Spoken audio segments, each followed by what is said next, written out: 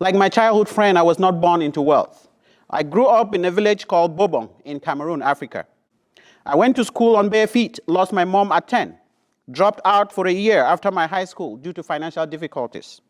Celebrating success today is really a tribute to how well you handled failure yesterday. Be prepared to fail many more times. It feels bad. I am far too familiar with feelings of not being good enough. And at such times, I express my frustration through an African proverb in my tribal language that says, Welcome to Consistence Place channel.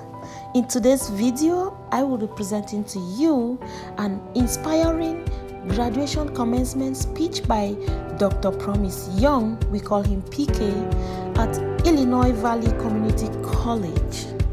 For over 20 years, Dr. PK has been an inspiration to me, both personally and academically, and he humbly stands out in his community, impacting his community and the world at large. Today's keynote address is delivered by IVCC chemistry instructor Promise Yong.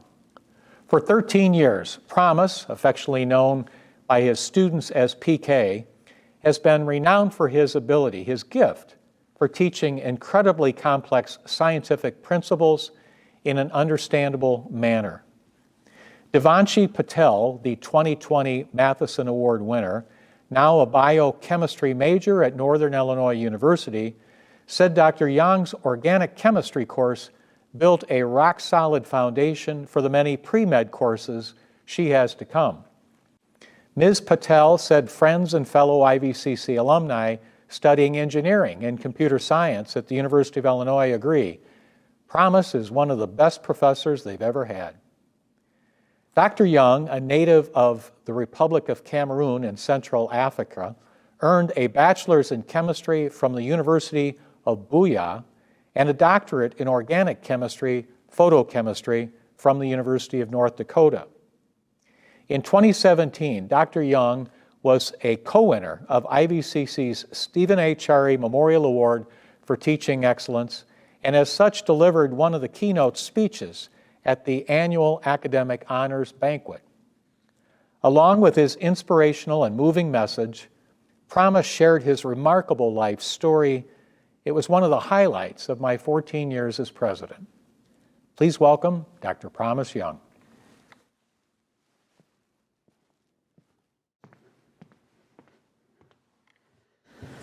Thank you, Dr. Cochran, for that wonderful introduction. It is a great privilege to be here, sharing this happy moment with you and the rest of the IVCC community. Congratulations to all our graduates in whose honor we are here today.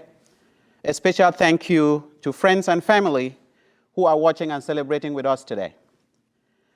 I am not here to tell you what you've never heard before.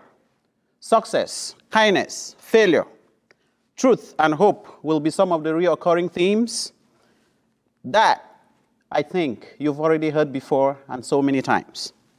I'm just here to tell you in a different voice. As this day came close and I started reflecting on what to say, I recalled a conversation I had with a childhood friend of mine on December 27th, 2020. That conversation was centered on our academic success. We met in my hometown in Cameroon while I was home to join my family to celebrate our dad's 100th anniversary. We had not met since we separated from high school, and he is now an economics professor at a university in Pennsylvania. As we engaged in a very exciting conversation about our backgrounds and how far we have come, I realized striking similarities and the tremendous impact our families, our parents, our teachers, and the environment had in our upbringing.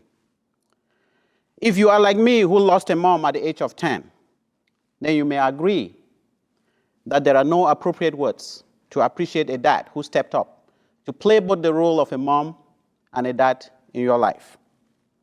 That taught me about love, respect, humility, unity, truth, and commitment to development and just being nice to everyone around. I feel blessed and could not be any happier that I had the opportunity to celebrate him in Thanksgiving as he turned 100. You may have someone in your life like that, without whom you will not be here today. It could be your family member, It could be a friend or a babysitter. Today, I would like you to take a minute and think about them. Thank them and wish them well. Like my childhood friend, I was not born into wealth. I grew up in a village called Bobong in Cameroon, Africa.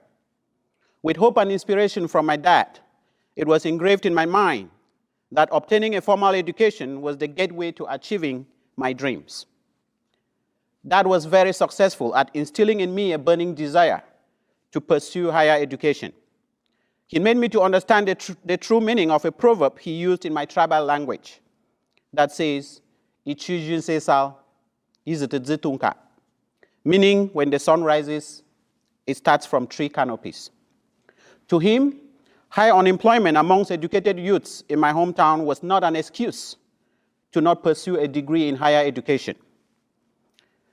There had to be hope for a better tomorrow. I had to be ready. Low cost and high quality typically don't go together. And I'm exceedingly proud to be a part of the IVCC family that does not only make that happen, it also demonstrates a tremendous focus on providing financial assistance and life-changing services to its students. IVCC has empowered you for the path you decide to take. I do not doubt that you are ready for the new adventure. Whether you are transferring to another institution, or graduating with a certificate to join the workforce, or simply sharpening your tools to meet the demands of today's Android generation, I believe you are ready. And to all my students, past and present, from whom I never cease to learn, I say thank you. Thank you for the real-world experiences you brought into my lectures. I have nothing but gratitude for how you enriched my personal and professional life. It may not have been easy for you to get to this day. You worked hard to overcome the challenges that posed a significant threat to your potential to succeed. I remember that single student in my class who missed her second exam because she had no babysitter. I remember the A student from Granville who suffered a breakup in his relationship and almost failed my class. The student in my 9 a.m. class who always slept throughout all my classes because she had to work 2 jobs to keep the family going. I remember the student who always asked for extension on quizzes because the Wi-Fi at grandma's house wasn't working good enough. It is still fresh in my memory, and I think in your memories as well, how the frustration from lifestyle changes brought about by the COVID-19 pandemic has caused a student in the past to break down in my class. In my teaching career that spans over 20 years, I have seen the bad and the ugly. In all of these, I want you to remember the non-traditional student who randomly arrived to my chemistry class in 2009 after losing his job due to the recession. He never had chemistry in his entire life and did not believe he was good enough for school. He had a family and issues like every one of us, but he worked hard, took more chemistry classes, and surprised himself with good grades. 3 years ago, I remember the student called me to report to me that he was now a proud holder of a master's degree in chemistry. And then he went further to ask me if there was an opening in our chemistry department. What a great day for me. What an amazing moment. It was very exciting and a rewarding moment for me because one dream had come true. Challenges are never the same. Neither is our reaction to them when they show up on our doorsteps. No matter the route you took, what matters is that you have arrived at this point. I went to school on bare feet, lost my mom at 10, dropped out for a year after my high school due to financial difficulties. And the list goes on. But guess what? I am here today, and it is all that matters. There is an African proverb that puts it even better. No matter how big or small your butt might be, what matters is that it splits into 2. The ultimate goal has been reached.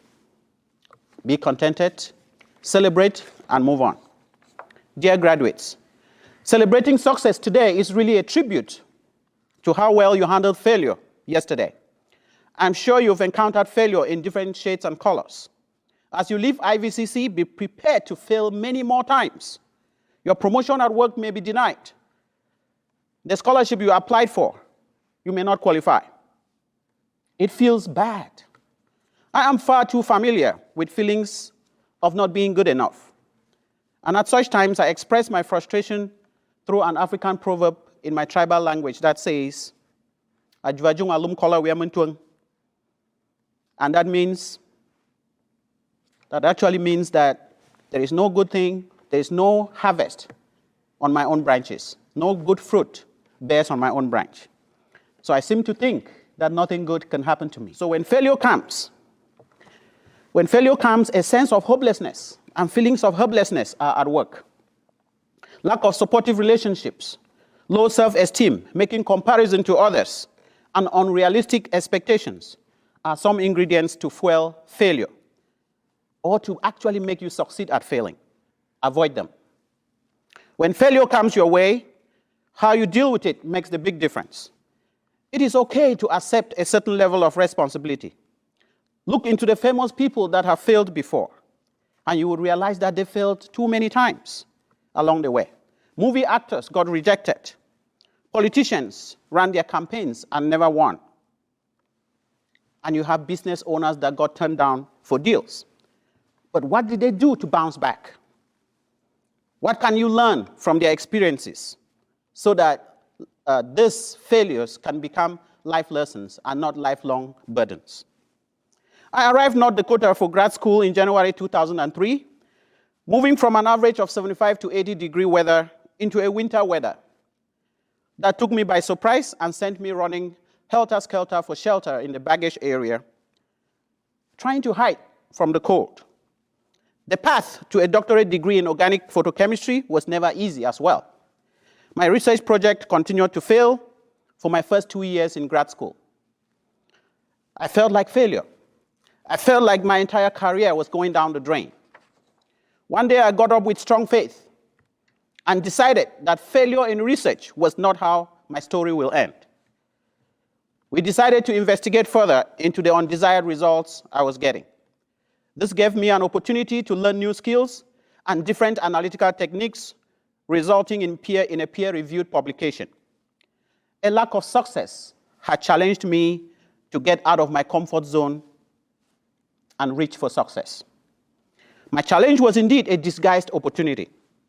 The COVID pandemic has brought unprecedented challenges to your family and mine. And on the flip side, it has given me an opportunity to teach online classes and to develop course material that will be useful when life goes back to normal. Treat life like research, where failure does not only help you build resilience, it also helps you find opportunity. When the opportunity presents itself, don't sit on it. Act on it. Do something about your situation. Take risk. Get out of your comfort zone. Stop complaining. Stop procrastinating. And go for it. President Obama once put it in this way: our destiny is not written for us, it is written by us. While out of school, I did not sit back at home complaining or blaming. I volunteered for a bread vendor at a bus station and did any odd job I could find to get life going. One day I met a family friend who handed to me an application form for the University of Boyer. My life changed from that moment. An opportunity had presented itself and I seized it. That one random act of kindness was all I needed to become who I am today. As you graduate and move on, I would like to share with you a few lessons from my experiences, most of them from my dad, blended with some information from a book I read called The 4 Agreements by Miguel Ruiz. You can take them with you in the direction of your dreams. First, be impeccable with your word. Be impeccable with your word. Speak with integrity. Say only what you mean. Avoid using the word to speak against yourself or to gossip about others. Use the power of your word in the direction of truth and love. Always use your words to uplift, to make people feel good, and to give them comfort.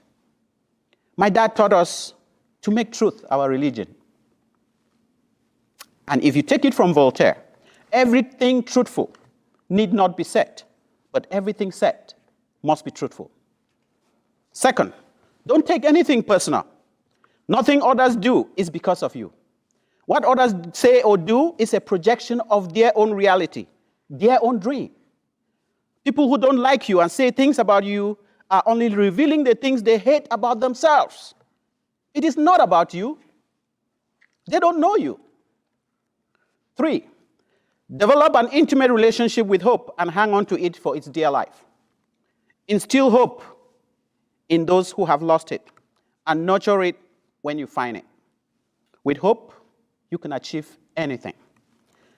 Do not try to please everyone. Somebody once said, I don't know the secret to success, but I do know the secret to failure, and that is trying to please everyone. 5, be mindful there is not enough progress in our world today to ensure that certain courtesies are equitably extended without bias to women, without bias to how you worship, without bias to whether you sit on a wheelchair or walk with a white stick, without bias to your skin color or where you come from. Sometimes I worry about whether or not my 3 boys, Yanis, Ankini, and Bemse, will always get the same benefit of doubt like everyone else in their future communities. At any instance, strive to be a good example. When you are outraged, stay engaged, never quit. Dear graduates, once you go out there, you will face competition. There will be many like you with good GPAs. How well you perform shall depend mostly on the stuff that you learned in kindergarten. I read a book by Robert Fulham. All I really need to know, I learned in kindergarten. Share everything. Play fair. Don't hit people. Put things back where you found them. Clean up your own mess. Don't take things that aren't yours. Say you're sorry when you hurt somebody. Wash your hands before you eat. Flush. Warm cookies and cold milk are good for you. Take a nap every afternoon. When you go out into the world, watch out for traffic. Hold hands and stick together. Wonder. Remember the little seed in the styrofoam cup? Roots go down and the plant goes up, and nobody really knows how and why, but we are all like that. Now, dear graduates, think what a better world it would be if all of us, the entire world, had cookies and milk at 3 p.m., then lay down with our blankets for a nap. Or if all our governments had as basic policy to put things back where they found them and to clean up their own mess. Distinguished graduates, as you go into the world, I would like you to remember the motto of my high school, JHS Fundong, that says, the heart of education is the education of the heart. How you conduct yourself in the pursuit of your dreams should bear witness to the outstanding commitment of IVCC to engrave its core values on your hearts. May your accomplishments, actions or inactions, be a living testimony that no place so close can take you so far. What starts here at IVCC can change the world. Congratulations. God bless you.